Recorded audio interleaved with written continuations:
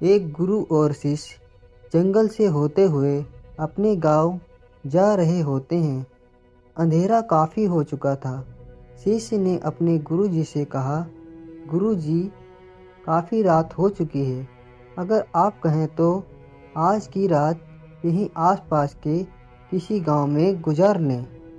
गुरु जी ने अपना सर हिलाया और वो आसपास के एक छोटे से घर के पास जाकर रुके।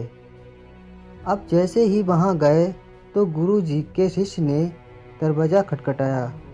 उस घर से एक गरीब आदमी बाहर आया तो गुरु जी ने बोला, हम अपने गांव जा रहे थे, लेकिन काफ़ी रात होने की वजह से हमने इसी गांव में रुकने को सोचा है। क्या हम आज रात आपके यहाँ रुक सकते हैं? गरीब आदमी बोला, हाँ क्यों नहीं, आप दोनों अंदर आइए। अब जैसे ही गुरुजी अंदर गए, उन्होंने देखा कि उस आदमी के घर में बहुत ज़्यादा गरीबी थी। गुरुजी ने उससे पूछा, आप क्या काम करते हो? वह गरीब बोला कि मेरे पास बहुत सारी ज़मीन है। तो गुरुजी ने बोला, अगर तुम्हारे पास बहुत सारी ज़मीन है तो इस तरह से क्यों रह रहे हो? वह आदमी बोला, किसी काम की नहीं। गांव वाले बोलते हैं कि ये बंजर ज़मीन है, यहाँ पर कुछ भी नहीं उगाई जा सकती है और वहाँ फसल उगाना बहुत बड़ी बेवकूफ़ी है। गुरुजी ने बोला कि तुम्हारा गुजारा कैसे होता है?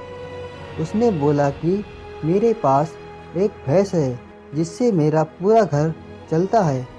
ये सुनने के बाद गुरुजी सो जाते हैं और रात में जब सब लोग सो रहे होते हैं तब गुरुजी अपने शिष्य को उठाते हैं और उस गरीब आदमी की भैंस लेकर अपने गांव चले जाते हैं।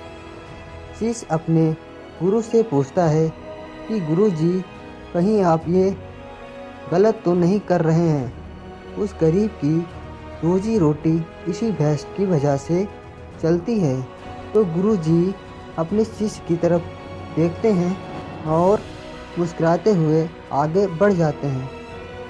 उस बात को लगभग 10 साल गुजर जाते हैं और जो गुरु का शिष्य था वह बहुत बड़ा गुरु बन चुका था।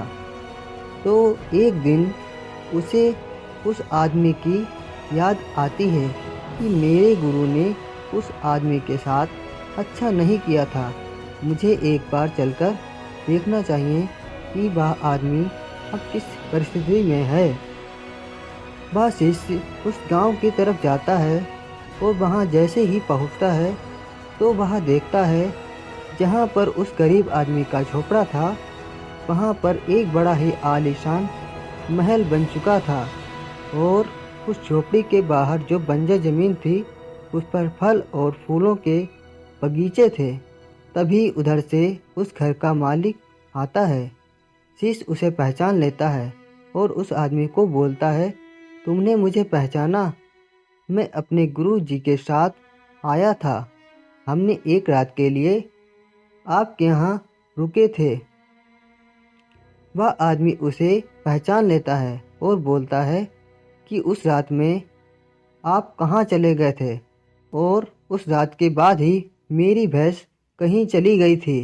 मेरे पास कोई रास्ता नहीं था। मैंने अपने ज़मीन पर मेहनत की, फसल निकल आई। आज मैं इस गांव का सबसे बड़ा और सबसे अमीर आदमी बन चुका हूँ।